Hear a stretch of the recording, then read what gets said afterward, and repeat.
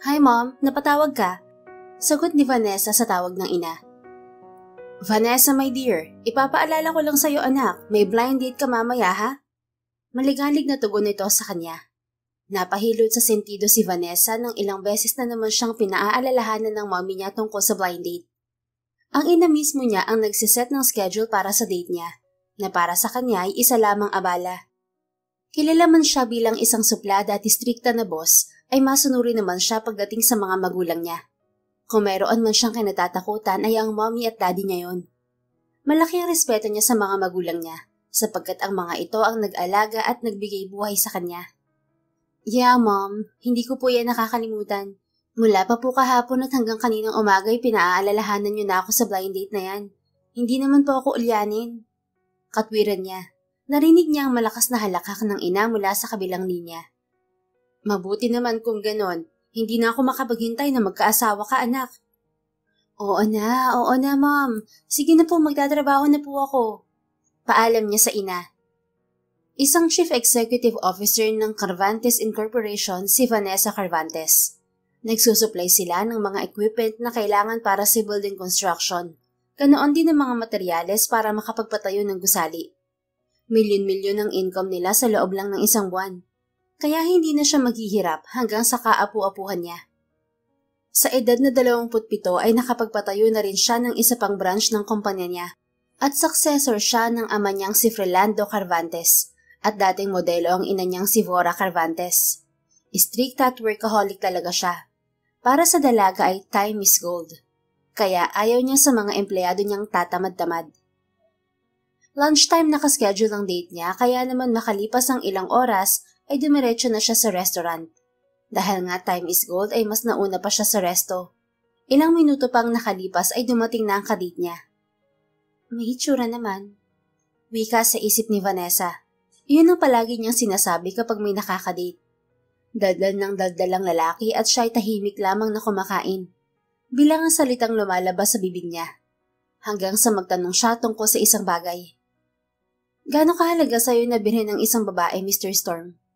Seryoso at walang paligoy-ligoy na tanong niya. Kumunot ang noo ng lalaki. In short, isa yung premyo sa akin. Nakangiting sagot nito at pabagsak na naibaba niya ang hawak niyang baso na may lamang tubig. Napaigtad naman sa gulat ang binata. Premyo? Isang premyo sa inyong pagkabirhin naming mga babae? Walang emosyon na tanong niya na tinanguan pa ng kausap. Oo naman. Doon nagsisimulang excitement at saka... Hindi na natapos sa pagsasalita ang lalaki nang bigla niya itong sinabuyan ng tubig sa muka. Nagulat ito at agad nagalit. Anong ginawa mo, Vanessa? Nanggagalaiting tanong nito. Premyo ha? Premyo? Kung ganoon ay wala lang sa inyo kapag hindi naberhen ng babae? O kaya naman ay mawawala ng respeto mo sa kanila? Kayong mga lalaki nga hindi na alam kung berhen pa ba kayong matatawag dahil hindi naman yun uso sa inyo. Tumayo na rin siya. Sampal sana nga abutin ni Vanessa sa kadate kung hindi lang sumulpot ang isang lalaki. Na hindi mawari kung ito na ba ang manager ng resto dahil kaswal lang ang pananamit nito. Hindi nga lang binigyan pansin ni Vanessa kaya hindi niya nakita ang mukha nito. Anong nangyayari dito? Tanong ng binata na kalmado pa ang boses kaysa sa agos ng ilog. Wala, huwag ka nang makialam. Agarang sagot ni Mr. Storm. Sir, dapat i-report ang lalaking yan. Hinaharas niya ako. Sumbong naman ni Vanessa. Anong? Naputol na naman ang sasabihin ni Mr. Storm.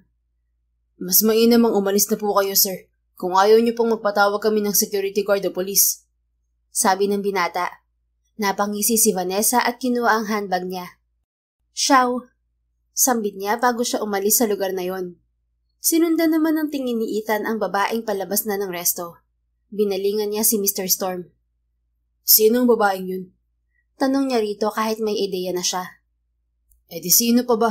Ang walang modo at masungit na si Vanessa Carvantes. Napatango-tango na lang si Ethan. Hindi naman niya kilala ang kausap kaya wala siyang pakialam kahit tumambling pa ito sa harapan niya sa labis na galit nito sa dalaga. Pero hindi lang niya maiwasan ng mag-isip kung anong klaseng utak ang meron ito. Alam mo naman palang walang modo ang babaeng yun, sir. Bakit niyaya mo pang i-date? What? Marahas na singhal ng kaharap. Hindi pa nga ito nakontento sa singhal lang, kundi napamura pa. Napatingin pa ito sa nabasang damit dahil binuhusan ni Vanessa kanina ng tubig. Makita ko lang talaga ulit ang babaeng yun ay titirisin ko siya ng pinong-pino. Nanggigigil na sabi nito habang pinapagpag ang damit. Hindi ka rin pala talaga tanga, no, sir? May saltik ka rin talaga sa ulo. Pahayag niya pero hindi na niya yun isinatinig pa. Mukha kasing batang mag-isip kung umasta ang lalaki. Parang hindi tugma ang isip nito sa edad. Deserve mo yan. Huling sabi niya bago tumalikod at nagmarcha papalayo sa lalaki. Ayaw niya itong pagkaksayahan ng oras. Bawat pag-ikot ng malaking kamay ng orasan ay mahalaga para kay Ethan. Workaholic siyang tao pero mabait at palakaibigan naman siya. Nasanay lang kasi ang katawan niya sa puro trabaho, kaya feeling niya ay parang lantang gulay ang katawan niya kapag hindi nagtatrabaho. Isa siyang chef at owner ng Del Mundo Restaurant. Fresh graduate pa lamang si Ethan nang magsimula siyang magpatayo ng sarili niyang negosyo, at ito ay ang restaurant. Construction company ang business ng daddy niyang si Craig Del Mundo, at tinutulungan ito ng kanyang ina na si Atasha Del Mundo. 7 taon na rin simula nang ipatayo niya ang restaurant, at ngayon ay 27 years old na siya. Chef, lumingon si Ethan sa tauhan na tumawag sa kanya. Katatapos lang niyang magluto ng pagkain na dadalhin pa uwi sa bahay para hindi na siya magluto. Yes, Crystal, ano yun? Mabilis na sagot niya at inalis ang sariling white bib apron. Dahan-dahan niya itong ipinatong sa ibabaw ng mesa. Chef, tumawag po si Mrs. Del Mundo. Anong sabi ni Mommy? Pinapasabi po ng Mommy niyo na tawagan niyo raw po siya dahil kanina pa raw po siyang tumatawag sa cellphone niyo kaso hindi ka raw po matawagan, Chef. Tapos? Curious na tanong niya. Ngayon, Chef, nagagalit na po siya at tawagan niyo raw po siya agad. Urgent daw po. Malumani na sagot pa ng babae. Okay na, kakausapin ko. Agad na sabi ni Ethan at inabot ang telepono ng restaurant. Nakalimutan niya kasing i-charge ang cellphone niya kanina. Hello, Mom. Napatawag ka? Bungad niya sa ina sa kabilang linya. Ethan Del Mundo, saang mundo ka na ba nakarating? Kanina pa akong tawag ng tawag sa iyong bata ka. Malakas na sigaw nito na may halong gigil. Tanging nasambit niya at nailayo pa niya ang phone sa kanyang tenga. Napapailing na lang siya dahil mukhang nagiging dinosaur na naman ng kanyang ina dahil lang sa hindi siya matawagan. Huwag mo akong Diyan, Ethan. Ano ka, butike? Inis na sabi pa nito. Inilawal kitang tao at hindi butike. Mom, please relax. Mahinahon na sabat niya at kumamot pa sa kanyang batok. I'm going home later. Dapat lang. Ipapaalala ko lang sa'yo na maggagabi na, Ethan. Baka darating ka na naman dito sa bahay ng hating gabi na. Katulad ng palagi mong ginagawa at tulog na kaming lahat. Ma'am, uuwi po ako ngayon ng maaga. Promise. Pangako niya at itinaas pa ang kamay niya, kahit hindi naman siya nakikita ng ina. Umuwi ka ng maaga. Hindi ng madaling araw, ha? Sinasabi ko sa iyong bata ka. Sermon pa ng mommy niya. Hay nako, Ma'am. Uuwi nga po ako. Nagluluto lang ako ng pang-dinner natin. Yun na lang ang lumabas sa bibig niya. Good. Get home at may pag-uusapan tayo. Huling sabi nito at nawala na ito sa kabilang linya. Hindi na tuloy siya nakapagpaalam ng mabuti dahil ibinabanan nito ang tawag. High blood agad. Para naman akong bata kung mag-alala. Naiiling na wika niya sabay buntong hininga pa siya. Kinuha ni Ethan ng apron niya sa mesa at lumabas sa kitchen ng restaurant bago niya tinungo ang kanyang opisina. Inutusan niya ang staff niya na ibalot ang mga niluto niya at dalhin ang mga yun sa kotse niya. Tumingin siya sa wall clock. May oras pa naman siyang mag-ayos. Isa-isa niyang sinikop ang mga papeles sa mesa niya bago nagpa siyang umalis. Ang manager na niya ang bahalang magsara ng restaurant. Masayang tawanan ng magulang at tahol ng aso ni Ethan ang bumungad sa kanya sa pinto pagdating niya ng bahay nila. Napangiti siya dahil alam niyang nilalaro na naman ng mga magulang niya ang body niyang si Blue. Sumipol siya upang mapansin siya ng alaga niyang aso. Lumuhod siya nang makita niya ang mabilis na pagtakbo nito palapit sa kanya. Alam niyang magpapalambing ito sa kanya. Hey buddy, how are you? Masayang tanong ni Ethan sa aso habang hinahaplos ang magandang balahibo ni Blue. Gumalaw-galaw pa ang buntot nito at dinila-dilaan pa nito ang kamay niya bago sumiksik sa kanyang dibdib.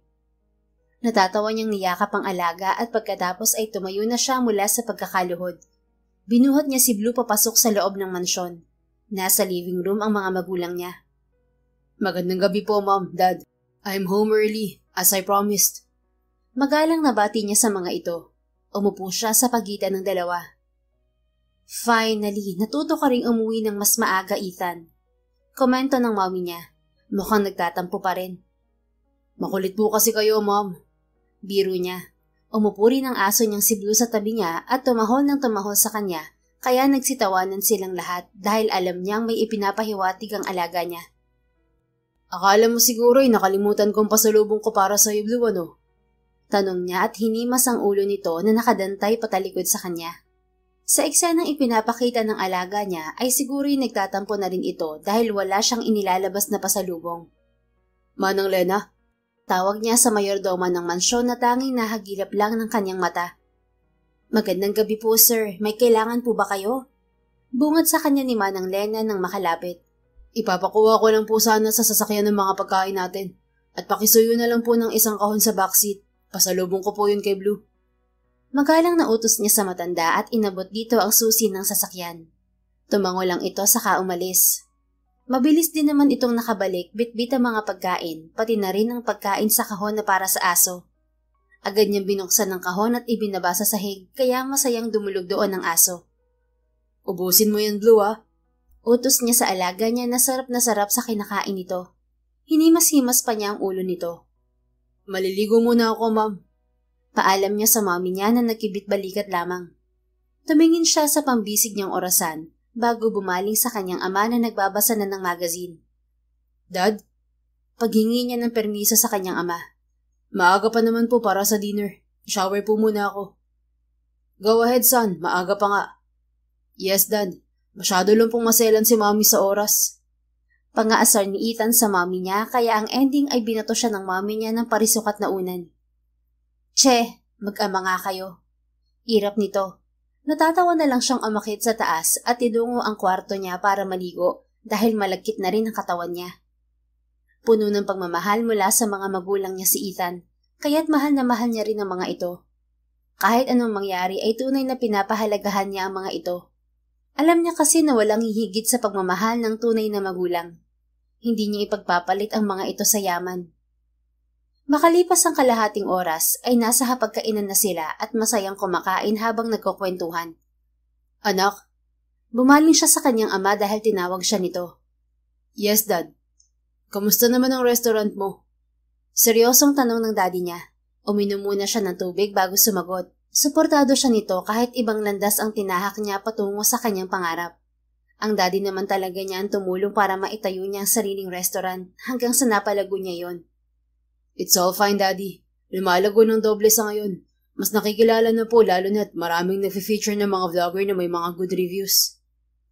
Good to hear that, son. Mana ka talaga sa akin. Madiskarte at matalino sa negosyo. May pagmamalaking saad nito. Kumindat pa ito sa mommy niya na nakikinig lang sa upuan nilang mag-ama. Of course, Dad. Kayo po ang naging mentor ko. May tatayo ko po ba yun kung wala kayo ni Mommy? Kailan mo pala ipapakilala sa amin ng girlfriend mo, anak? Tanong naman ng kanyang ina kaya muntik na siyang masamid ng laway. Girlfriend? Ma'am, wala po ako niyan. Focus po ako sa negosyo. Yan ang gusto kong pag-usapan natin, iho. Gusto kong magkaroon na ng apo. Anang mommy niya. Pinukulan pa siya nito ng masamang tingin. Ma'am, apo can wait. Hayaan niyo po muna akong ihanda ang future niya. Basta pag-uusapang pag-aasawa ay nawawalan siya ng gana. Dahil naranasan na rin niyang masaktan noon, kaya hindi na siya umulit pang magmahal. Ethan, wag lang pag-alaga ng asong ibigay mo sa amin ng daddy mo. Gusto ko ring mag-alaga ng mga apo ko. Anak naman, pwede namang ihanda ang future ng magiging anak na nariyan na siya. Isa pa, mayaman na tayo. Sa'yo naman mapupunta ang pinaghihirapan namin ng daddy mo. Kaya bakit ba masyado kang nagpapatagal mag-asawa? Mahabang sagot nito. Hindi agad siya nakaimik. Mukhang atat na talaga ang mommy niya na magkaapo. Gusto niya kasi na kapag nagmahal ulit siya ay yung mahal din siya, para hindi na siya masaktan pa.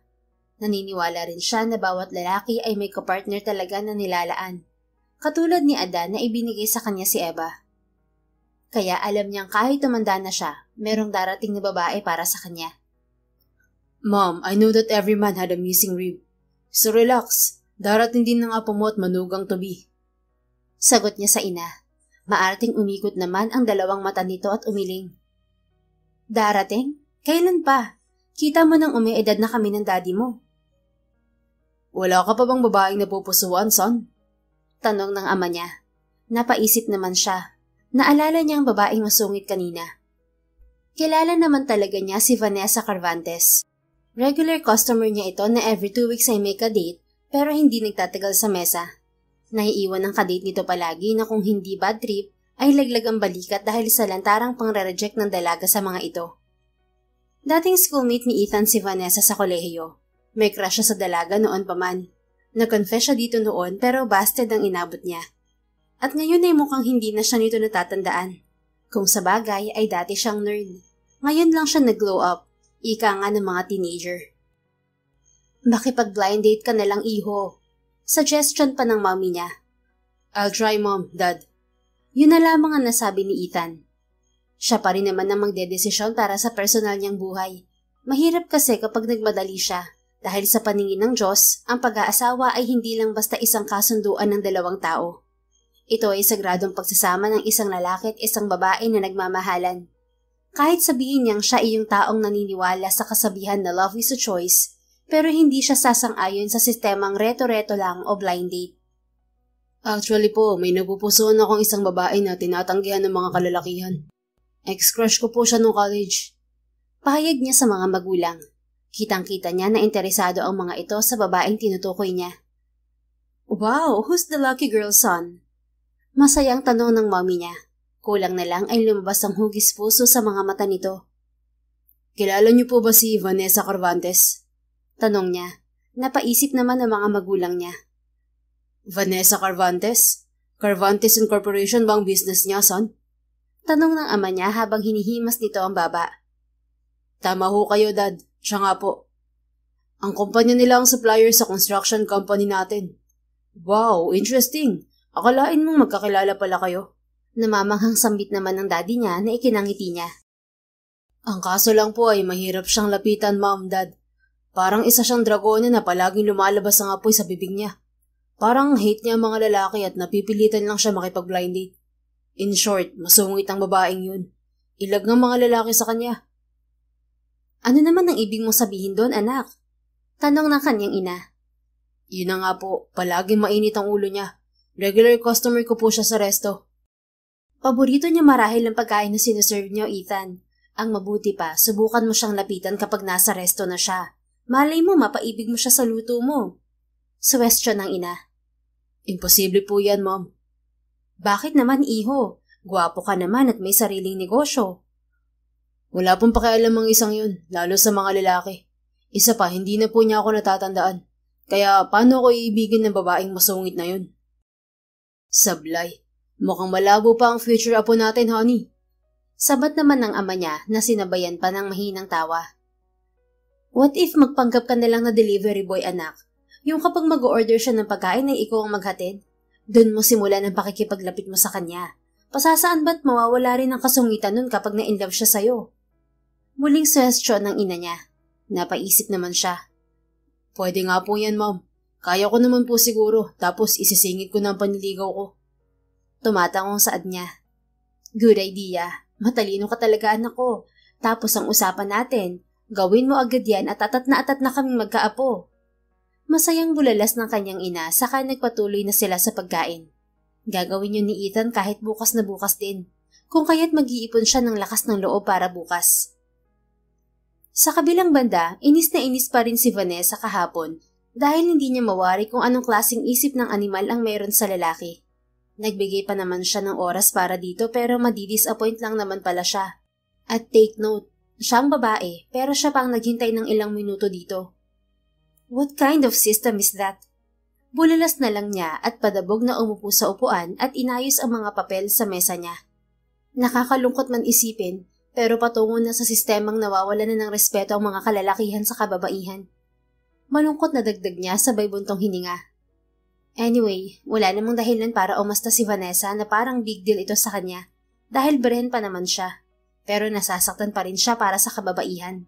Siyempre, babae siya and she support and respect women empowerment. Natural lang na respetuhin at igalang ang mga kababaihan. Berhen man ito o hindi na, single mom man o kaya'y separated na. Huwag huhusgahan agad dahil hindi natin alam kung paano sila kumapit at lumaban araw-araw para maging successful lang ang piniling buhay. Napaigtad pa siya nang tumunog ang buzz sa pinto ng opisina niya.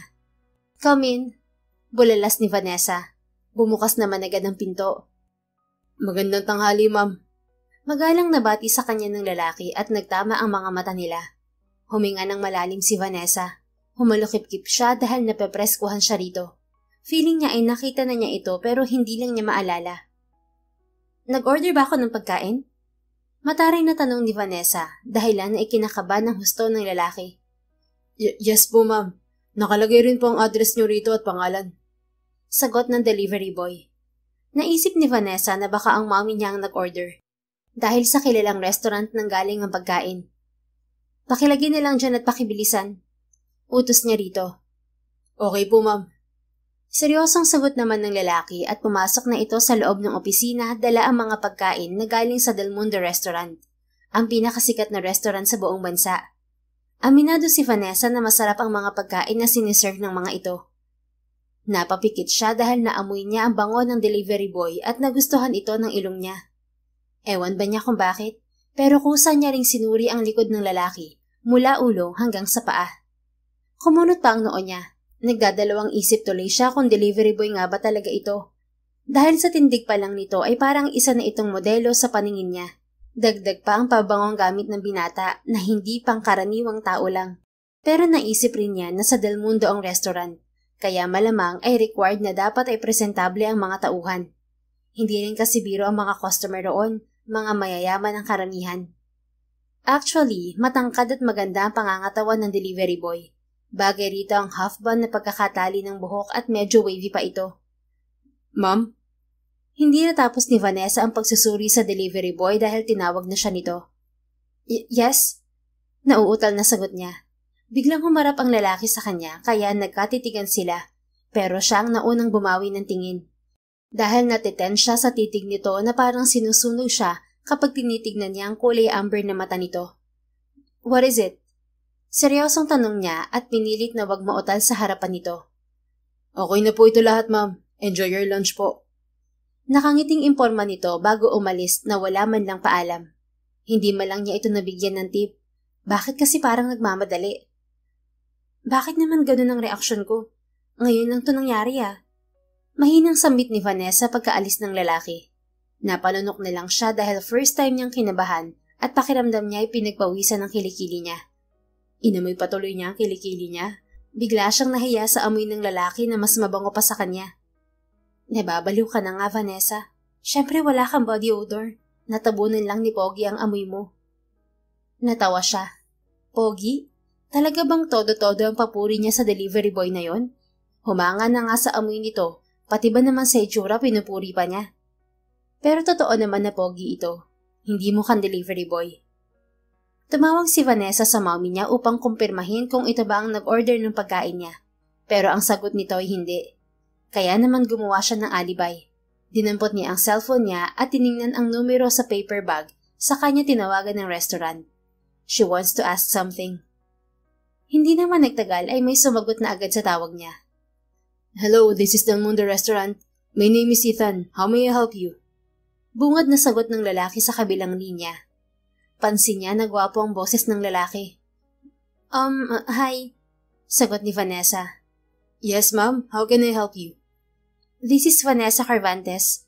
Nakalimutan ko kasing magbayad ng mga pagkain na pinadeliver ko kanina lang. I'm sorry for that. Hihingiin ko na lang ang account number ng restaurant niyo para doon na lang ako magbayad. It's okay, Ma'am Vanessa. Mababalikin ko na lang po ang nag-deliver ng pagkain dyan sa company niyo. Thank you for being honest, ma'am. Mahinahon na tugon nito. Okay. Tipid na sagot niya bago ibinaba ang tawag. Tinitigan pa niya ang numero sa screen ng telepono niya. Umupo si Vanessa sa swivel chair at nagsimula ng magtrabaho. Samantala, pauwi na si Ethan at disappointed talaga siya sa ipinakitang ugali ng dalaga. Hindi na siya maalala pa nito. Nagulat nga siya kanina nung tumawag ito sa kanya. Nasa kanya kasi ngayon ang cellphone ng restaurant dahil sa pagsunod niya sa suggestion ng mommy niya. Alibay niya lang talaga ang mag-deliver kahit hindi naman ito nag-order. Yun na kasi ang simula na maging malapit siya sa babae. Napailing na lang siya dahil hindi niya rin alam kung bakit siya pa ang nagsuggest na ibabalik siya sa company ng dalaga. Inayos niya ang pagkakatali ng buhok niya at tumingin pa siya sa salamin bago bumaba sa sasakyan at pumasok ulit sa company ng dalaga. Hindi pa naman kasi siya nakakalayo kanina nang tumawag sa kanya si Vanessa. Hindi na sana niya ito sisingilin pa pero heto at nandito na siya, kaya go with the flow na lang siya. Okay na rin na makita muli ang magandang mukha ng crush niya kahit na masungit ito. Minsan niya naiisip niya, paano kaya kung pabaitin niya si Vanessa? Kaya lang ay allergic ata ang babae sa mga lalaki. 3 katok ang ginawa niya sa pinto ng opisina nito. Inayos pa niya ang kwelyo ng damit at umayos ng tayo habang naghihintay na pagbuksan siya ng pinto. I'm sorry sir, I forgot to pay. Paumanhin agad ni Vanessa pagkabukas nito ng pinto. Nabala patuloy kita. Dagdag pa nito at ngumiti bago inabot ang bill sa kanya. Napalunok si Ethan. Hindi niya akalain na may konsiderasyon din pala ito sa trabahante. Nanginginig tuloy ang mga kamay niya na inabot ang bills at may kasama pang tip. Pasensya na ulit, mainit pa naman sa labas. Muling sabi ng dalaga. Okay lang po ma'am. Natatarantang sambit niya. Ang bilis ng kabog ng dibdib ni Ethan. Sige po ma'am, lalabas na po ako. Salamat po. Paalam niya. Unang beses sa buong buhay niyang magkandautal sa harap ng babae. Ewan ba niya pero naramdaman kasi niyang nanlalamig ang talampakan niya at nagpapawis. Simbolo na hindi siya komportable, kaya nagmamadali na siyang makaalis. Nagkamali rin ba ako sa pagkakakilala sa kanya noon? Tanong niya sa sarili at pilit na pinapakalma ang mabilis na tibok ng puso, saka siya bumalik sa restaurant niya. Sa opisina ni Vanessa ay isang snap ng daliri ang dahilan upang bumalik siya sa realidad. Hindi man lang niya namalaya na nasa loob na pala ang magaling niyang ina na pasimuno sa lahat ng pakikipag-blind date niya. Mommy? Gulat na sambit niya. Tumayo siya mula sa swivel chair at mabilis na nilapitan ng ina. Yes, my dear, ako nga ito. May napupusuan ka na bang ibang mommy, dear? Natatawang tanong nito. Umiling lang siya bilang sagot bago siya yumakap ng mahigpit at nagbeso-beso silang mag-ina. Mommy, have a seat. Kanina lang kita ka-text pero nandito na kayo agad sa opisina ko. Anya at inalalayan pa niya itong umupo sa mahabang sofa saka siya tumabi dito. Gusto niyang magpalambing kaya isinandal niya ang kanyang ulo sa balikat ng ina at pumikit. On the way na ako sa company mo nang nag-text ka, Iha. Ano na naman yan, anak? Mukhang naglalambing ka, ha? Natatawang tanong sa kanya ng ina. Ikaw lang naman po ang gusto kong maging mommy, mahal na Reyna. Wala na pong iba. Malambing na saad niya. Palagi mong tatandaan na mahal ka namin ng daddy mo. Sabi pa ng mami niya at hinaplos nito ang ulo niya. Pasensya ka na kung mapilit ako sa mga blind date mo, anak. Ayaw lang kitang maging laon. Anong laon, ma'am? Kunot noong tanong niya. Napaayos tuloy siya ng upo. Matandang dalaga, Vanessa. Hindi naman po siguro ako aabot sa ganyan, ma'am. Super excited lang talaga kayo ni dad na mag-asawa ako. Anya. Vanessa, hindi ka na tumatandang paurong anak. Baka magsisi ka sa hinaharap. Sayang ang ganda at alindog mo. Promise po, hindi ako tatandang dalaga. Sadyang wala pa lang po akong napupusuan sa ngayon. Kaya mabuti pang ihinto nyo ng kakareto sa akin sa mga kakilala nyo. Hindi ko maipapangako yan, anak. Si mommy talaga ang kulit. Pero maiba lang po tayo, mom. Sure ka po ba na hindi ka ang nag-order ng food sa Del Mundo restaurant? Maya-maya ay tanong niya nang maalala ang delivery boy kanina. Kadarating ko lang, Iha. Bakit? Tanong nito. Itinuro naman niya ang paper bag sa center table. Hayan po, mami, oh. May nagpa-deliver po niyan sa akin. Sambit niya at napatongo-tongo ang mami niya. Kainin na lang natin yan, anak. Baka may secret admirer ka na. Anang mami niya. Napailing siya. Ay, wala po, mom. Takot na lang nila sa akin. Ikaw talagang bata ka, oh. Anyway, kamusta pala ang kadate mo kahapon? Usisa ng mommy niya. Mom, saka na natin pag-usapan yan dahil bonding time natin ngayon. Sabi niya dahil nababan na siya kapag naaalala niya ang nangyari kahapon. Nagustuhan mo ba si Mr. Storm? Tanong ulit nito sa kanya. Mom, please, I don't want to talk about that jerk. Sumimangot pa siya. Huminga ng malalim ang kanyang ina at hinaplos ang pisngi niya. Maswerte ang ina ni Vanessa dahil biniyayaan ito ng isang maganda at masunuring anak. Okay, Vanessa, hindi ka na namin pipilitin pa, pero ipangako mo sa akin na aalagaan mong sarili mo, okay? Ngumiti siya at napatango, saka siya mahigpit na niyakap. Pagpalain ka sanang mabuti, anak. Hangad namin ng daddy mo na makatagpo ka ng lalaking mamahalin ka at hindi sasaktan. Thank you so much po, Mommy. Wag na po kayo mag-alala pa sa future ko. I'll make sure na matutupad ang gusto niyo na balang araw ay magkapamilya ako. Magalang na sagot ni Vanessa, saka sila nagpatuloy sa pagkain. Kinabukasan ay panay ang tikim at pag-ubo ng peke ni Ethan dahil ngayong araw ang pangalawang beses na magde-deliver ulit siya ng pagkain sa kumpanya ni Vanessa.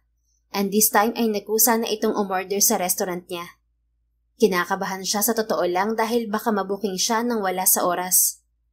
Good morning. Bati niya sa sekretary ng dalaga na kalalabas pa lang mula sa opisina ng boss nito. Good morning po. Bati nito pabalik sa kanya at itinuro ang pinto. Tumango siya at kumatok. Come in. Narinig niyang sambit ni Vanessa sa loob ng silid. Pinihit niya ang seradura at itinulak pabukas ang pinto. Inayos niya ang sombrero niya at ang buhok niyang naka-half-bun. Tumikim pa si Ethan at yumuko bilang paggalang. Pakiramdam niya tumaas ang balahibo niya sa bato. Ramdam niya kasi ang matiim na titig nito. Wag mo akong tingnan lang ng ganyan, mister. Ayusin mo nang in-order kong pagkain. Utos nito na pumukaw sa binata. Natulala kasi siya sa ganda nito. Nagpanggap siya ng delivery boy para mapansin siya ng babae. Pero gagawin pa yata siyang instant na katulong nito. Napailing na lang si Ethan at lumapit sa center table na naroon. Isa-isa niyang inilabas sa mga pagkaing in-order ni Vanessa. Ingat na ingat siya kung kaya't naramdaman niya ang paglapit nito sa kinaroroonan niya. Umupo na ito at kumuha ng kutsara. What's your name, mister? Seryosong tanong ng dalaga. Napalunok siya. I'm Tantan. Tantan po ang pangalan ko, ma'am. Sagot niya. Hindi niya alam kung bakit yun ang naisip niyang banggitin. Nang balingan niya ng tingin ng dalaga, ay sumilay ang ngiti sa mga labi nito. Naikinagulat pa niya. Ngayon lang niya nakita ang genuine smile ng isang Vanessa Carvantes. Tantan, ang simple naman ng pangalan mo. Komento nito at nagsimula na sa pagkain. Tantan. Tumaas ang sulok ng mga labi niya. Ang palayaw na yon ay madalas banggitin ng mga magulang niya. Pero ngayon ay may ibang tao nang tumawag sa kanya ng ganoon. Yes, ma'am. May kailangan pa po ba kayo? Magalang niyang tanong. Wala naman siyang nararamdaman na tila pinagdududahan na siya ng dalaga. Delivery boy ka ba ng resto na pinagkatrabahuhan mo? Mausisang tanong nito. Sinusundan niya ng tingin ang bawat paghimay nito ng beef tapas sa platito. Marahan din ang pagsubo nito at pagmuya. Napaka-demure kumilos at halatang mula sa angka ng mayayaman. Waiter din po ako ron, ma'am. Hindi naman siya nagsisinungaling tungkol doon. Minsan ay tumutulong siya na mag-serve sa mga customer nila, lalo na kapag rush hour. Talaga? Opo, ma'am. Can you help me with this? Bakit matigas na ang beef na to? Tanong ng dalaga. Lumuhod siya sa sahig. Kinuha niya ang plato ng babae at ang maliit na kitchen knife nito. Madali lang po ito, ma'am. Lumamig na po kasi kaya medyo hard na siya. Sambit niya at marahan niyang hinimay sa maliliit na kapiraso ang beef tapa. Thank you. I guess mahirap ang training niyo para maging isa kayong ganap na staff ng Del Mundo Restaurant. Ano pong ibig niyo sabihin, ma'am? Kasi hindi lang trabaho ng isang waiter at delivery man ang tinuro sa'yo. Napakapino mong kumilos at parang isa kang chef na ingat sa pagkain. Sabi nito kaya muntik na niyang mabitiwan ng hawak niyang kutsilyo. Isa lang po akong delivery boy, ma'am. Pero madalas ko rin pong pinapanood ang chef namin sa kusina ng resto. Kaya medyo nakukuha ko ang mga ginagawa niya. Paliwanag niya. Patawarin sana siya ng nasa itaas dahil natuto na siyang magsinungaling para sa hangarin niyang mapalapit kay Vanessa. Tumayo ang babae at lumapit sa office table nito para kunin ang wallet at ibinigay na sa kanyang bills. Here, take this. Malaki na ang tip na ibibigay ko sa'yo dahil ang special ko namang customer na kompleto ang mga gamit para sa pagkain ko. Tapos pinaghayin mo pa ako at tinulungan sa beef tapa. Anyway, thank you sa masarap na food ng resto nyo at sa serbisyo mo na rin. Sambit ng dalaga at inabot na niya ang bayad nito. Agad niyang inilagay yon sa dala niyang maliit na bag. Salamat po, ma'am. Order lang po ulit kayo at sure na ipagluluto po kayo ni chef ng masasarap na pagkain. Nakangiting pagpapasalamat niya. Nagulat naman siya nang maglahad ng dalaga ng kamay. I'm Vanessa Cervantes, by the way. Pagpapakilala nito, at yun na talaga ang simula para sa kanilang dalawa. Tantan. Sambit naman niya sa palayaw niya. Yeah, I know. Thanks again, Tantan. Marahang itinapik ni Vanessa ang kamay niya sa center table nang siya na lang ang naiwan sa loob ng kanyang opisina. Tumayo siya at nagtungo sa bintana. Salamin ang dingding nito kung kaya't makikita pa rin niya ang kabuuan ng Manila. Kumunot ang noo niya nang matanaw niya si Tantan sa parking lot ng building. Nasa 5 palapag ang floor ng opisina niya at nakikita pa rin niya ang pamilyar na bulto nito. Isa pa, ito lang naman ang nakasuot ng puting damit at kulay asul na sombrero. Bakit naman kaya mag-ara ang sasakyan ng lalaking yun? Akala ko ba'y nakamotor lang siya pero sedan ang kotse niya? Nagtatakang tanong niya sa sarili dahil nakasunod nga talaga ang tingin niya sa lalaki. Hanggang sa sumakay ito sa mamahali na kotse. In fairness, gusto kong pagiging marahan niyang pagkilos. Napakapino niya. Parang isa siyang professional. Hindi naman siguro siya gay. Sadyang maingat lang kumilos. Tumatangong sambit pa niya. Bumalik si Vanessa sa sofa para ubusin ang kinakain niya. Naalala na naman niya ang mukha ng lalaki. Napakagwapo niya at ang kutis niya. Mestizo at makinis ang balat. Tantan, ang cute ng nickname niya, pang baby. Nakangiting sambit niya, pero nang ma-realize niya ang sinabi ay napatampal siya sa noo. Hayan ka na naman, Vanessa. Nababaliw ka na naman. 5 p.m. ang out nila sa kumpanya, ngunit ng hapon na yon ay maaga siyang umalis para lang magtungo sa Del Mundo Restaurant. Gusto lang niyang makita si Tantan. No, magti-take out lang siya ng pagkain para sa parents niya. Sa kabilang banda naman ay nagulat si Ethan nang sinabi ng staff niya na may naghahanap sa kanya, bilang siya na si Tantan. Ano? Sinong naghahanap at kanino? Gulat na tanong ni Ethan. Kay Tantan daw po, chef. Tinatanong pa niya kung nasan daw si Tantan. Sino po ba ang Tantan ang nag-deliver ng pagkain niya sa kumpanya na nakasedan na sasakyan daw po? Tanong ni Cristel. Napakurap siya at naalala ang katangahan niya. Nagulat siya sa sinabi nito. Parang may idea na siya kung sino ang naghahanap sa kanya. Si Vanessa Cervantes ba yung naghahanap kay Tantan? Tanong niya na ikinailing ng staff niya dahil wala itong idea. Parang pinagpawisan ng malapot si Ethan at huminga ng malalim upang maging kalmado ang tibok ng puso niya.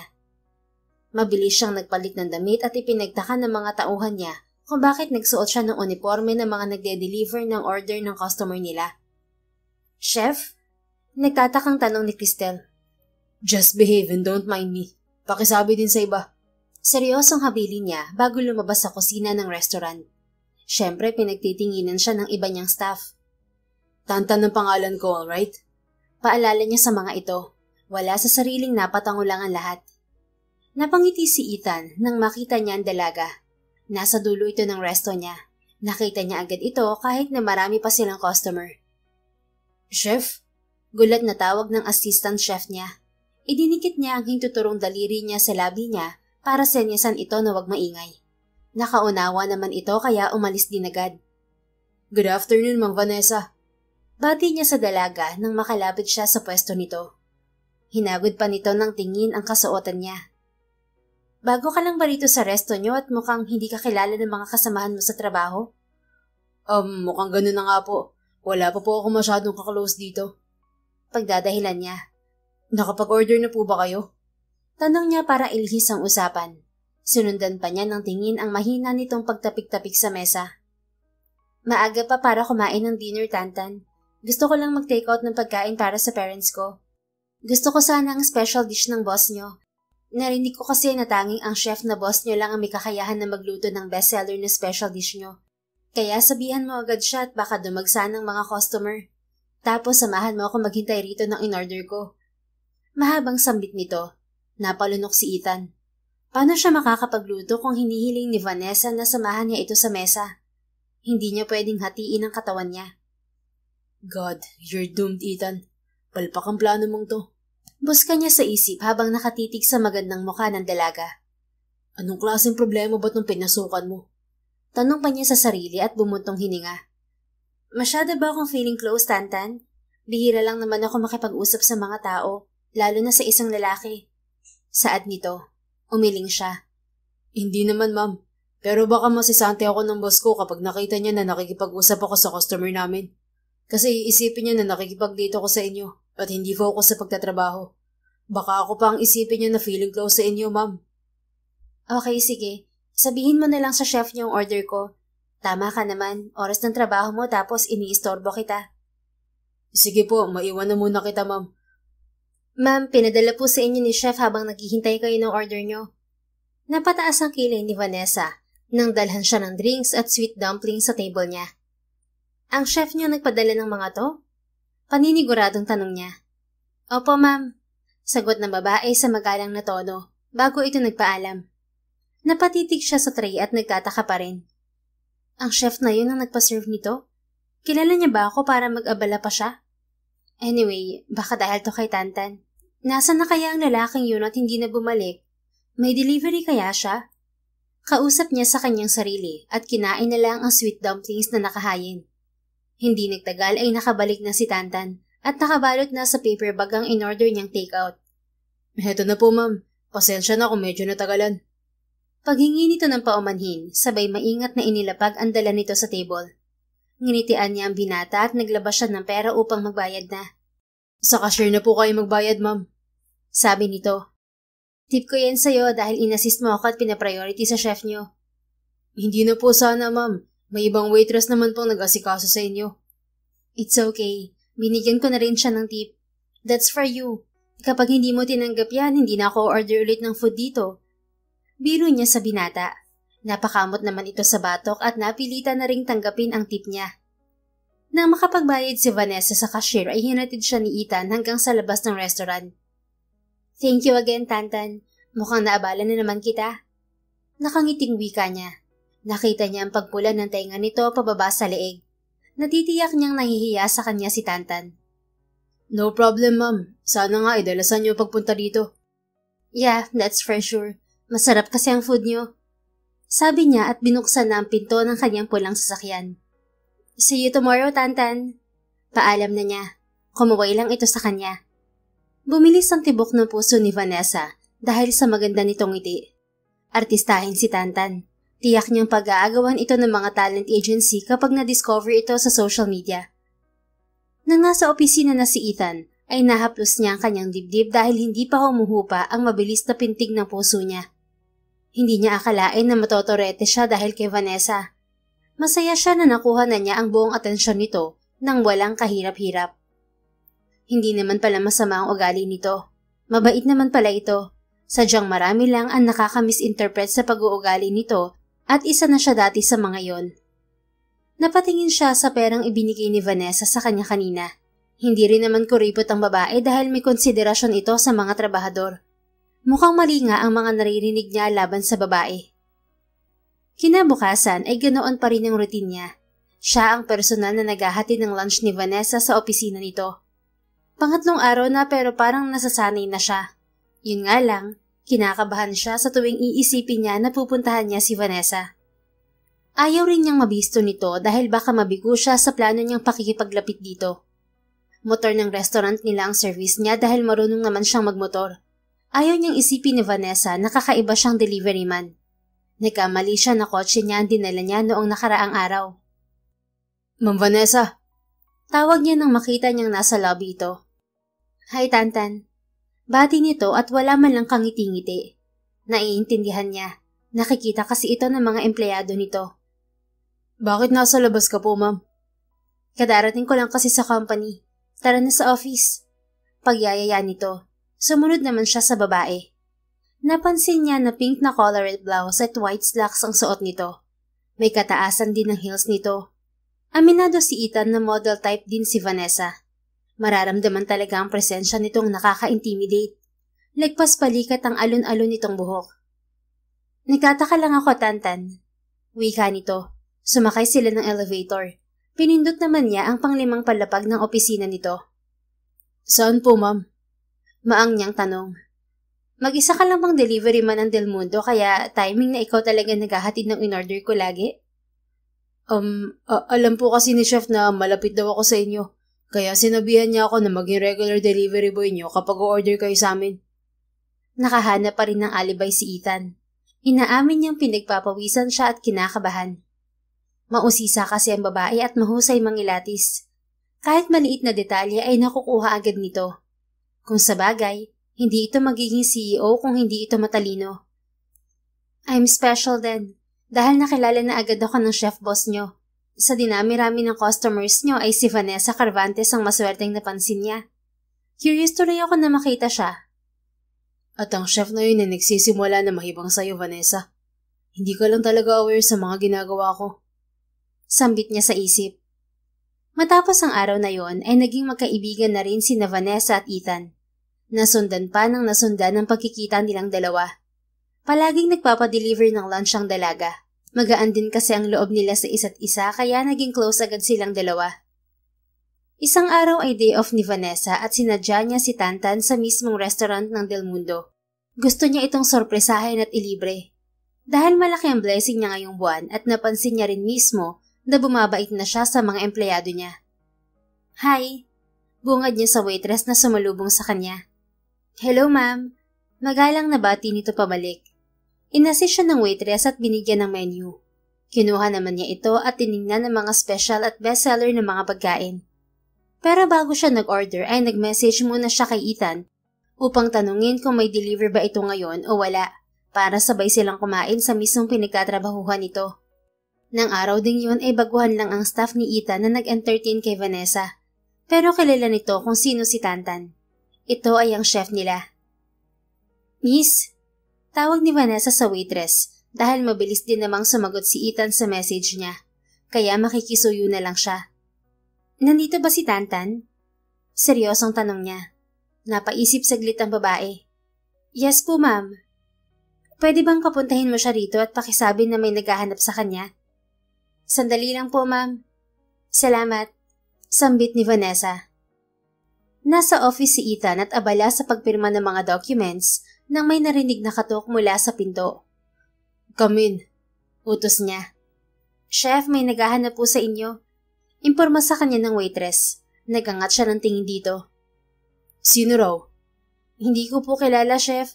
Baka kasama niyo po sa business industry. Sabihin mong busy ako. Seryosong utos ni Ethan. Absent-minded siya para sa ibang bagay, kaya hindi niya naisip na baka si Vanessa yon. Katext kasi niya ito kanina at wala siyang idea kung nasaan ito. Tunog ng cellphone niya ang umabala sa kanya at sinagot naman niya ang tumatawag. Nawala sa isipan niya si Vanessa na siyang nagtanong pala kanina kung busy ba siya o kung may deliver siyang order. Hello? Bungad niya sa kabilang linya. Hi Tantan, akala ko ba'y hindi ka busy? Tanong nito. Binundol agad siya ng kaba sa dibdib. Yeah, hindi naman ako busy. Wala na rin akong deliver ngayon. Nauutal na sagot niya dahil hindi naman talaga siya expert sa pagsisinungaling. Bakit sinabi nilang busy ka raw? Wait, nasan ka pala? Nandito ako sa restaurant na may nagtatrabahuhan mo. Sagot ng dalaga. Sumilip si Ethan sa labas ng office. Hinanap ng mga mata niya kung saan nakapwesto si Vanessa. At nang makita niya ito ay mabilis siyang nagtungo roon.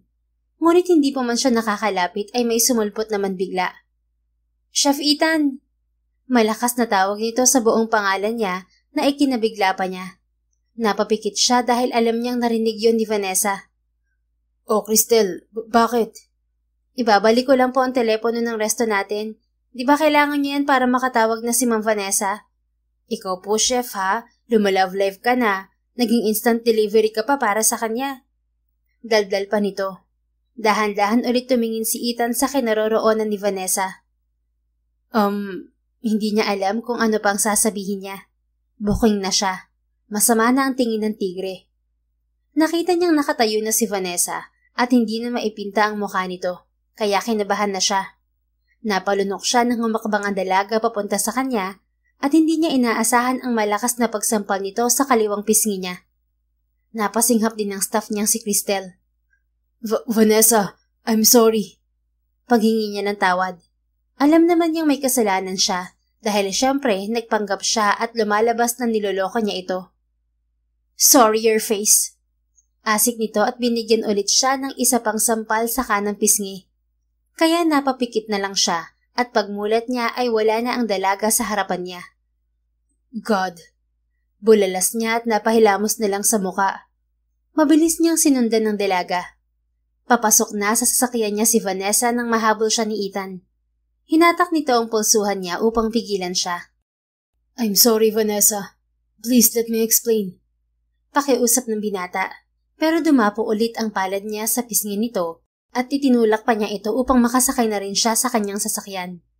Agad niyang nilisan ang lugar na yon. Hindi alam ni Vanessa kung bakit pakiramdam niya ay pinagtaksilan siya. Nagtiwala siya at naging kaibigan niya ang lalaki. Aaminin niya, dahil sa trabaho nito ay marami siyang narealize na mga bagay-bagay. Isa rin sa dahilan kung bakit nagbago ang pakikitungo ni Vanessa sa mga empleyado niya dahil sa realization niya na pare-parehas lang silang nagtatrabaho at ang kaibahan lang ay siya ang boss. Napakasama niya, sinungaling. Bulalas niya.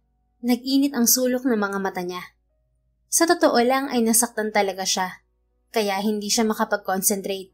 Aminado rin naman siyang may kasalanan siya dahil naging kampante siya. Mabilis siyang nagtiwala kay Tantan sa hindi niya malamang dahilan. Akala niya iba to. Matuloy na lumipas ang araw. Nag-focus na lang si Vanessa sa trabaho niya. Wala na siyang pakialam pa kung ilang beses bumalik si Ethan sa company nila. Nakaband na ito sa opisina niya. Hindi na ito pwedeng tumuntong doon para mag-deliver ng pagkain. Ganun lang naman talaga ang buhay. Ekis ang mga taong magpapanggap sa kanya at hindi niya ito pag-aaksayahan pa ng oras. 3 katok ang nagpatigil sa kanya sa pagbabasa sa laptop. Kaya tumayo siya at binuksan ng pinto. Pero agad niya rin itong isinara nang makita ang lalaki na nagpupumilit na pumasok. Ang ending ay nakapasok din ito dahil sa malakas ito kaysa sa kanya. What are you doing here? Pwede kitang idemanda sa ginagawa mo. You're trespassing. Galit na tanong niya kay Ethan at tinalikuran niya ang binata dahil wala siyang panahon na tingnan at kausapin man lang ito. Umupo siya sa kanyang swivel chair, pero sumunod ang binata. I'm sorry. Please let's talk, Vanessa. Pakiusap nito, pero umiling siya. Wala naman tayong dapat pag-usapan dahil una pa lang, kasinungalingan na ang lahat. Please lay down your cards para masagot ko mga gusto mong malaman. May dahilan ako kaya ako ginawa yun. Pakiusap nito sa kanya kaya humarap siya. Malamig niya itong tinapunan ng tingin. Please, let me explain. Nagsusumamong sabi nito. Iba na nga ang kasuotan nito, formal na. Wala na akong panahon sa'yo. Walang emosyon na sabi niya. Napahinga ng malalim ang binata at sinabunutan pa nito ang sarili nitong buhok. Ganyan ka na ba talaga? Ayaw mo makinig sa mga paliwanag ko? Ibaba mo muna ang pride mo sa akin dahil hindi mo ikagaganda yan, Vanessa. Biglang namula ang mukha niya dahil sa narinig mula sa lalaki. Akala siguro nito'y ikakatawa niya rin ang pagpapanggap nito bilang delivery boy. Kung ilibing kaya kita riyan sa kinatatayuan mo, 100 feet below the ground baka sakaling mahimasmasan ka sa ginawa mong pagpapanggap. Ang kapal ng mukha mo para sabihin mo yun sa akin? Inaano ka ba ng kagandahan ko, ha? Malakas na sigaw niya kay Ethan. Nagpupuyo sa galit ang dibdib niya. I'm sorry. Mga salitang lumabas sa bibig ng lalaki at nagawa pa nitong itaas ang 2 kamay nito, hudyat na surrender na ito sa kanya. Get out. I don't need your explanation. Sigaw ni Vanessa. Itinuro niya rin ang pintuan. Kung ganyan ang ugali mo, sa tingin mo ba'y mapapansin mo ako kapag hindi ako nagpanggap, Vanessa? Kalmadong paliwanag dito. Umalis ka na dahil ayaw na kitang makita pa. Kulang na lang ay maputol ang ugat niya sa leeg sa kasisigaw niya. Shoo! Alis! God, Vanessa. Hindi ako aso para ipagtabuyan mo ng ganyan. Reklamo nito. Namula pa ang muka. Hindi niya mawari kung galit ba ito o naaasar lang dahil sa ginagawa niya. Ayaw mong umalis? Gusto mong ipakaladkad kita sa security guards ko, ha? Ayaw mo talagang umalis? Nanlilisik ang mga matang tanong niya. Tatayo pa lang siya sa kinauupuan para itulak ito sa pinto, pero mabilis na hinuli ni Ethan ang pulso niya. Napatili ng malakas si Vanessa at nanlaki ang mga mata niya nang itulak siya nito sa sofa. Ang lakas ng kabog sa dibdib niya nang mabilis siyang kinababawan nito habang hawak ang magkabilang pulso niya. Pinihit nito sa gilid ang ulo niya. Ang lapit-lapit pa ng mukha nito sa kanya. Amoy na amoy niya ang mabangong hininga nito. Calm down, Vanessa. Wika ng lalaki. Kating-kati na ulit ang mga palad niya para muli itong sampalin. Ano ba, Tantan? Pakawalan mo ko. Hudas ka. This is harassment. Idedemanda kita. Makikita mo. Gigil na sigaw niya. Pinipilit niyang makawala mula sa pagkakahawak nito. Ayoko. Kahit ipakulong mo pa ako, hindi kita bibitiwan hanggat hindi ka nangangako sa akin na pakikinggan mo mga paliwanag ko.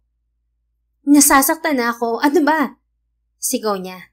Ramdam na niya ang paghapdi ng pulso niya. Promise me na pakikinggan mo muna ako, Vanessa. Please. Nagsusumamong sambit nito. No way. Pagmamatigas niya. Okay, fine. Ayaw mong makinig sa akin? Pues itatanan na lang kita. Sabi nito na ikinabilog ng mga mata ni Vanessa. What? Nababaliw ka na ba, Del Mundo?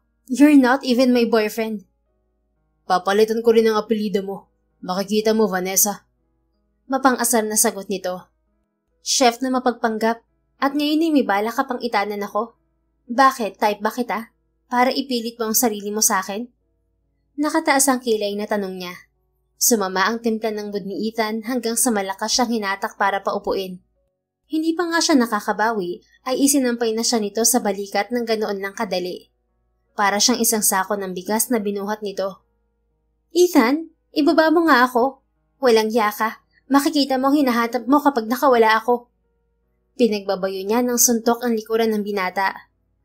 Help! Somebody help me! This is kidnapping! Don't mind us, guys. Nagtatampo ang girlfriend ko. Sabi nito sa mga empleyado niya. Advantage sa binata ang madalas nitong pagpunta sa opisina niya at inakala na may relasyon na sila, kaya hindi siya tinulungan ng mga empleyado roon maging ng gwardya. Maingat naman siyang isinakay ni Ethan sa kotse. Dahil sa ginagawa ni Vanessa na pagpupumiglas kanina ay pinagpawisan siya. Ganoon din si Ethan.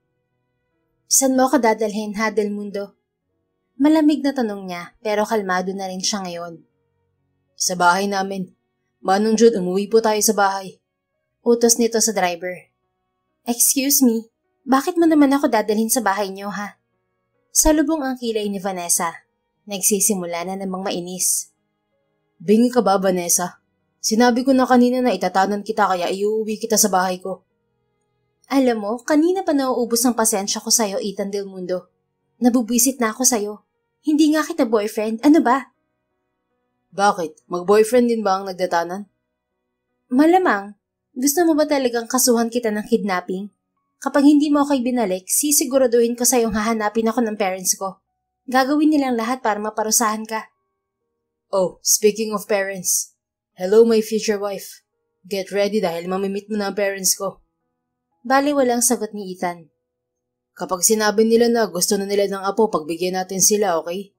Nakangising dagdag pa nito. Nag-init ang magkabilang pisngi niya. Ang kapal mo. Feeling mo talaga papatulan kita. Asik niya rito sabay hampas niya sa dibdib nito. Aray, mahal ko.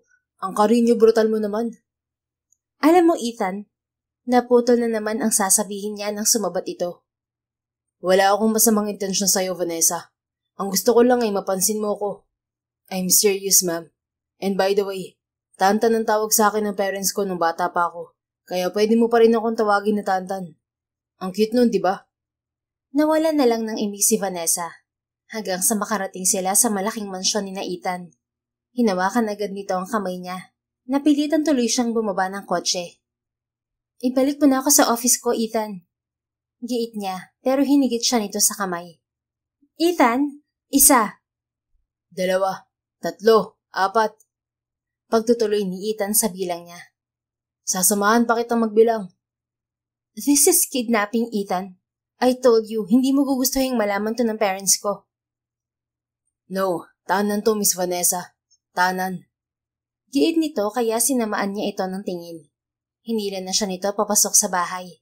Hanggang sa madat na nila sa sala ang mga magulang ng binata. Titig na titig kay Vanessa ang mga magulang ni Ethan at pakiramdam niya ay pinagpapawisan na siya. Nanginginig pa rin ang mga binti at kamay niya.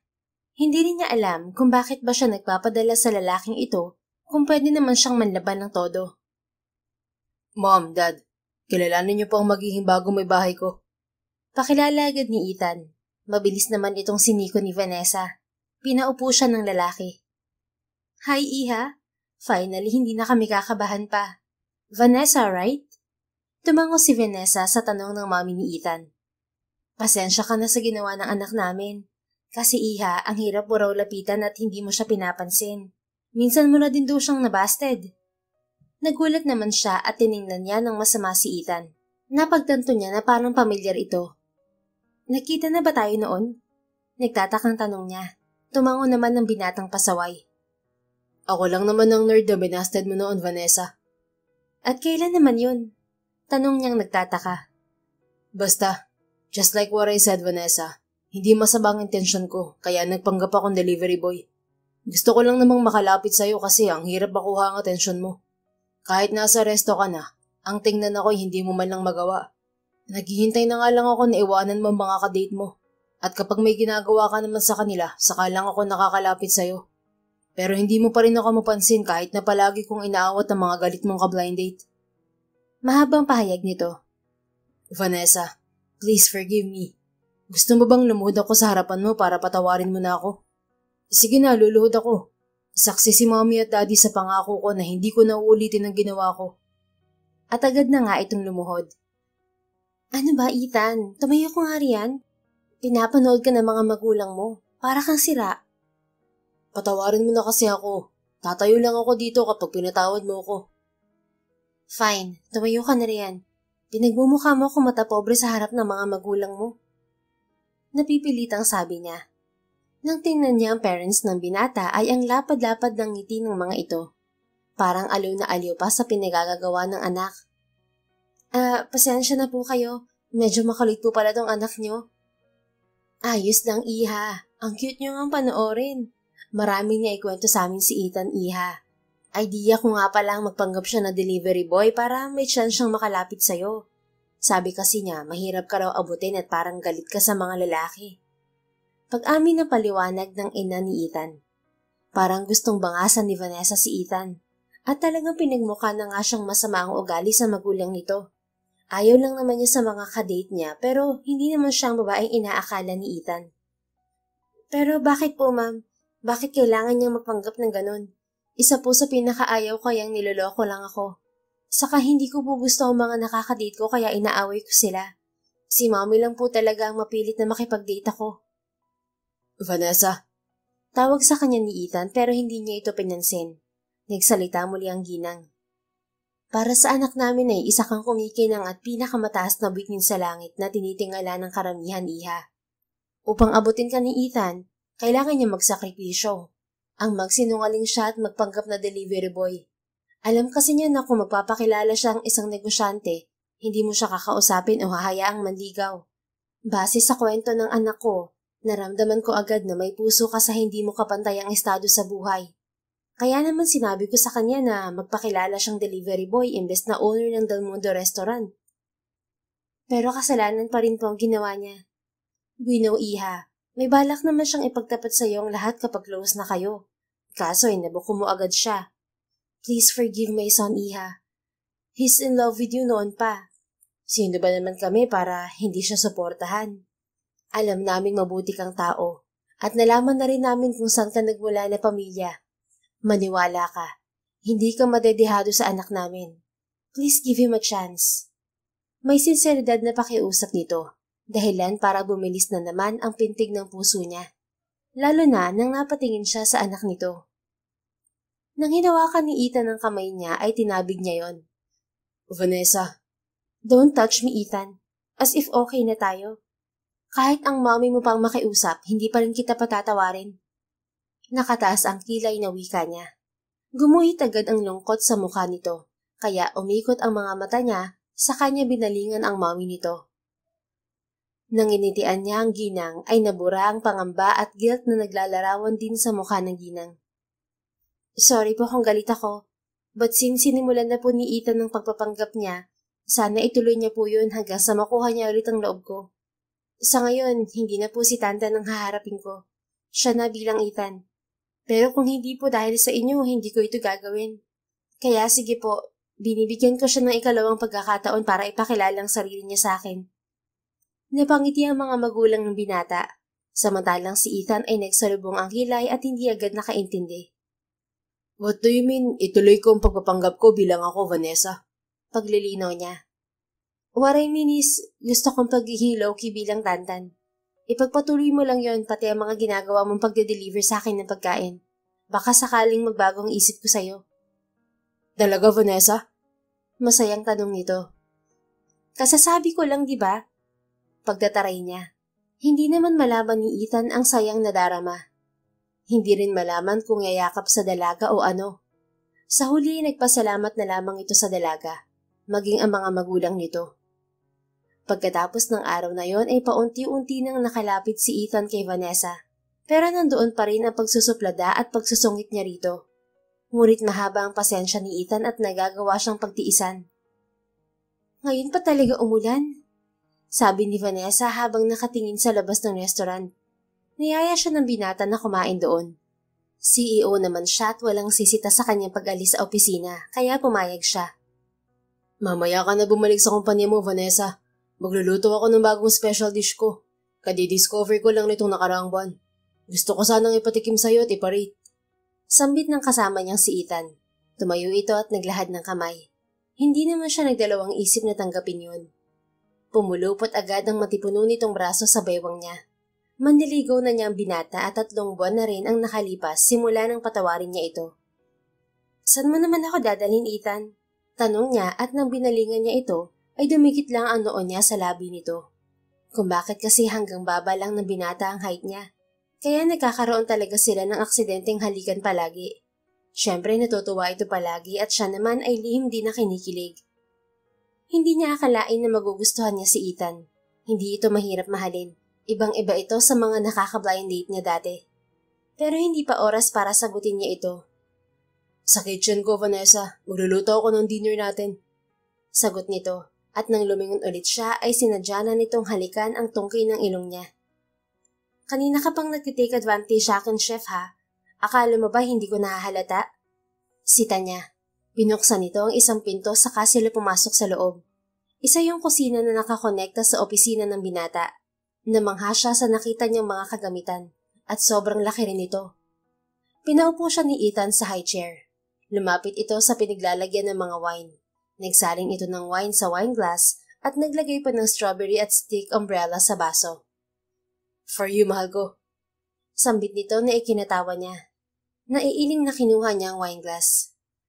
Vanessa? Tawag nito at hinawakan ng baba niya, saka siya siniil ng mariin na halik. Hindi na yun ang unang halik nila, dahil nga pasimple at aksidente siya nitong nahahalikan palagi. Pumulupot ang kaliwang braso niya sa leeg nito. Humalik din siya dito pabalik. Kapwa sila nadadala sa mainit at mariin nilang halikan. Kaya hindi na namalayan pa ni Vanessa na nakaupo na siya sa may counter at nasa pagitan ng mga hita niya ang binata. Ang wine na iinumin niya sana ay natapon na. Hindi pagluluto ang ginawa nilang dalawa. At dahil walang pumapasok sa sariling kusina ni Ethan, ay malayang malaya sila sa ginagawa nila. Ngunit malaki ang respeto ni Ethan kay Vanessa. Hanggang halik lang ang inabot nila. Do you know how much I love you, Vanessa? Tanong ni Ethan matapos makalaya ng kanilang mga labi sa isa't isa. How much? So much, baby. To the point na kinailangan ko pang magpanggap na delivery boy para lang mapansin mo. Natakot na kasi ako na mabasted mo na naman kaya gumawa ako ng paraan. I'm sorry again, Vanessa. Hindi pa ba obvious na pinatawad na kita? Di ba nga tinayaan na kitang ligawan ako? And about what happened to us during college. I'm sorry if I hurt you at kung nakalimutan kita. Bata pa ako noon at wala akong balak magpaligaw. Regardless kung nerd ka man o hindi. Maybe na-judge mo ako noon dahil binasted kita. Pero mali ka. Nakafocus lang ako noon sa study. I understand now. Akala ko lang talaga masama ang ugali mo at ayaw mo sa nerd na kagaya ko noon. Hindi ko man lang naisip na priority mo ang pag-aaral mo noon. Kalimutan na nga natin yun. Ang mabuti pa, magluto ka na para matikman ko na ang bago mga imbento na recipe. Yes, ma'am. Masayang talima nito at sumaludo pa sa dalaga. Sabay binuhat siya ni Ethan para iupo muli sa high chair. Pinanood niya ang binata na magluto. Lalo tuloy lumalakas ang dating nito habang nakakita niya itong nagluluto. Baligtad nga sila. Sa halip na siya ang magluto para rito, ay ang binata ang nagpaibig sa kanya sa pamamagitan ng mga luto nito at kabaitan. Pagkatapos nilang kumain ay humupa na rin ang malakas na ulan, kaya hinatid na siya ni Ethan sa mansyon nila. Hinawakan niya ito sa kamay at hinila papasok ng bahay. Vanessa, dito na lang ako sa labas. Uuwi na rin ako. Nakakahiya sa parents mo, baka gising pa sila.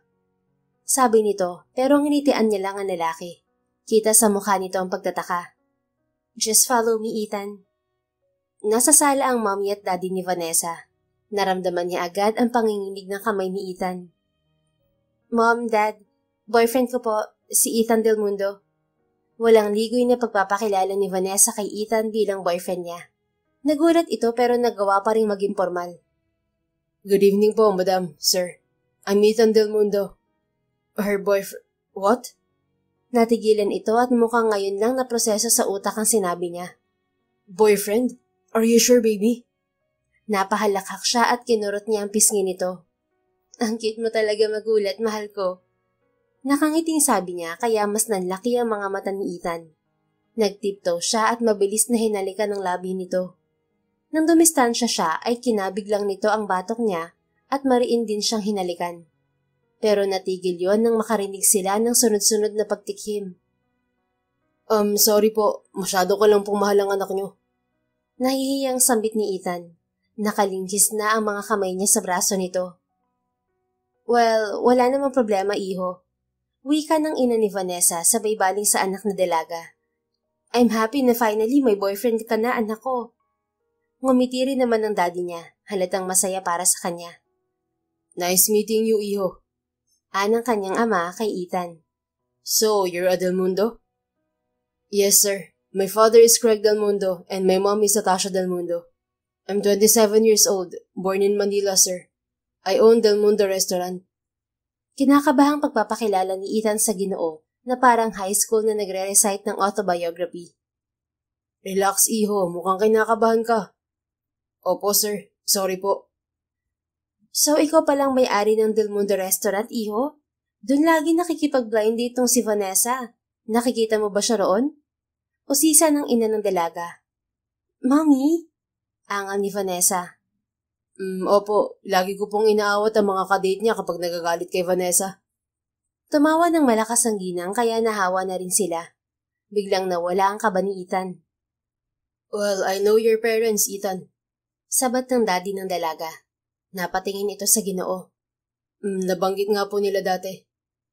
Yeah, client ng Carvantes Incorporation ng construction company ng parents mo. I didn't know na may binata pala silang anak na kaedad ni Vanessa. I can say na mula ka sa mabuting pamilya, iho. Kung alam ko lang ay matagal na namin kayong pinagkasundo ni Craig. Pero alam kong nasa mabuting lalaki ang anak namin. Kaya naman masaya ako para sa inyo, iho. But I want to have a family dinner with you and your parents one of these days. I will let them know, sir. Cut the sir, Ethan. Just call us Tito and Tita. And soon, Mommy and Daddy. Salamat po, Tito. Makakaasa po kayo na mamahalin ko ang anak niyo at hindi sasaktan. Thank you, iho. Masaya si Vanessa na tanggap agad ng parents niya ang boyfriend niya. Kaya alam niyang wala na silang magiging problema pa. Masaya rin ang parents ni Ethan nang malaman na magkasintahan na sila. Makalipas ang isang buwan, inaya ni Ethan si Vanessa na mag-date. Pero pinasundo lamang siya ng nobyo sa driver nito. Sa isang bagong bukas na restaurant siya dinala ng driver. Pagdating ni Vanessa sa rooftop ng restaurant, ay nakita niya na maraming bulaklak at balloons ang nakadisplay roon.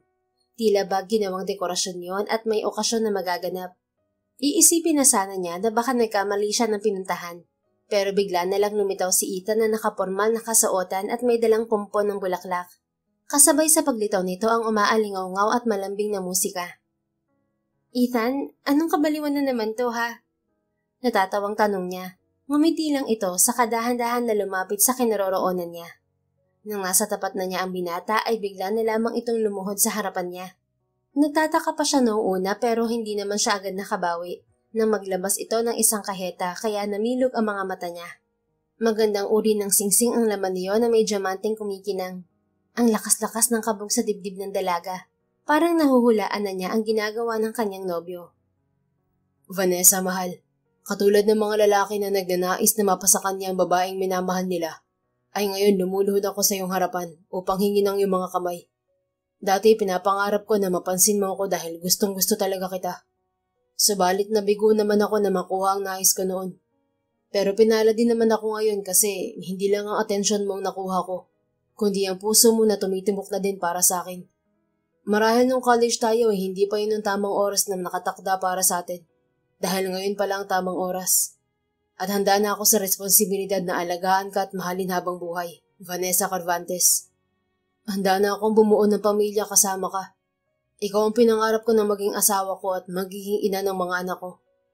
Maaari ko bang palitan ng apelyido mo sa pangalan ng pamilya ko, mahal ko? Mahabang proposal ni Ethan. Naluluha na nga agad si Vanessa sa haba ng sinabi nito na tagos sa puso niya. Mahal niya si Ethan at walang dahilan upang tanggihan niya ang marriage proposal nito. Hindi ako takot na ibigay ang sarili ko sa iyo, Ethan. Hindi ako takot sa commitment dahil ikaw naman ang kasama ko. Hindi lang dahil mabuting tao ka, kundi mahal din kita. Kaya oo, mahal. Pakakasilan kita kahit sa ang simbahan mo pa ako dalhin. Sagot niya na may kasama pang paghikbi dahil sa labis na saya. Thank you, mahal. Sobrang saya ko. I love you, Vanessa. I love you too, Ethan. Thank you for loving me kahit na masungit ako. Inibig mo rin naman ako sa huli, babaeng masungit. Natawa silang dalawa. Pero hindi ka na masungit ngayon, mahal ko. Kaya lalo ako nai-inlove sa'yo. Siyempre, in love eh. At dahil sa'yo yun. Dahan-dahan nang isinuot ni Ethan sa kanya ang singsing at hinalikan pa ang kamay niya. I love you to the moon and back, Vanessa. Natawa siya sa narinig na sinabi ng fiancé niya. Yes, officially engaged na nga silang dalawa. Maya-maya pa ay masigabong palakpakan ang narinig nila. Nasurpresa sila dahil biglang naglabasan mula sa dilim ang mga magulang nila na kanina pa pala silang pinapanood. Masayang-masaya ang mga ito para sa kanilang dalawa at humiling na agad ng apo. Tumagal lang ng 2 linggo ang paghahanda sa kasal nila. Sa simbahan sa Manila yun ginanap. Intimate wedding lamang ang ginusto nila. Sa private resort sila pumunta para sa honeymoon nila. Pagdating nga nila roon ay hinubad agad ni Vanessa ang puting heels nito at hinayaan ang gown nito na makaladkad sa buhangin. Tumakbo ito sa tabing dagat at nakipaglaro sa hampas ng alon. Napangiti naman si Ethan sa nakikitang kasiyahan ng asawa niya. Dinig na dinig niya ang malambing na hagikik ni Vanessa, na parang bata na nagtatampisaw sa dagat. Bumalik siya sa pagkahumaling kay Vanessa, na ngayon ay ganap na niyang may bahay. Tunay na busilak ang kalooban at puso ni Vanessa, dahil kahit noong nagpanggap si Ethan ay hindi siya nito hinusgahan. Lumabas din ang pagkapusong mamon nito sa kapwa. Ang mapa sa kanya ang babaeng tinatangi niya ay isang malaking regalo mula sa Diyos na lumikha. Kaya naman nangangako siya na habang buhay niyang pangangalagaan ang pagmamahalan nila. Mahal ko, come here! Masayang tawag ni Vanessa sa kanya. Kumaway pa ito. Hinubad na rin ni Ethan ng itim niyang sapatos at tuxedo. Patakbo siyang lumapit sa kanyang misis. Hindi ito umalis mula sa kinatatayuan ni Vanessa. Kaya nang nasa harapan na niya ito ay hinapit niya ito sa baywang at kinabig ang batok bago niya hinalikan ng buong pagmamahal. Namumulang magkabilang pisngi ni Vanessa. Ikaw ang nagbibigay ng kapayapaan sa puso ko, Ethan. Kaya maraming salamat, mahal ko. Sabi nito at muling nagtagpo ang mga labi nila. Pagkatapos nilang maligo sa dagat ay nagtungo na sila sa kanilang villa at isinagawa ang pinakahihintay nilang kulit gata. Sa huli ay nagbunga rin ang pagmamahalan nila na labis na ikinatuwa nilang mag-asawa at ng mga magulang nila. At sa durasyon ng kanilang pagsasama ay nabuhay sila ng masaya kasama ang mga 3 nilang anak. Naisip ni Vanessa na napakadali pa lang magmahal kung bubuksan lamang ang puso. Pero nandoon pa rin naman ang takot na sumugal. Dahil hindi lahat ng umiibig ay nagiging masaya. Meron ding dadaan sa sakit at lungkot. Minsan, ang pag-ibig ay hindi nasusuklian ng tama. Kaya napakaswerte nila ni Ethan sa isa't isa. Dahil pinagtagpo muli sila sa tamang panahon upang magmahalan at pag-isahin kasama ang kanilang mga anak. The End. If you enjoyed this story, please don't forget to like, subscribe, comment, and share. Your support helps us reach more people and spread the love. Thank you for tuning in. and we're looking forward to seeing you again soon. In the meantime, please take care and may God bless you always.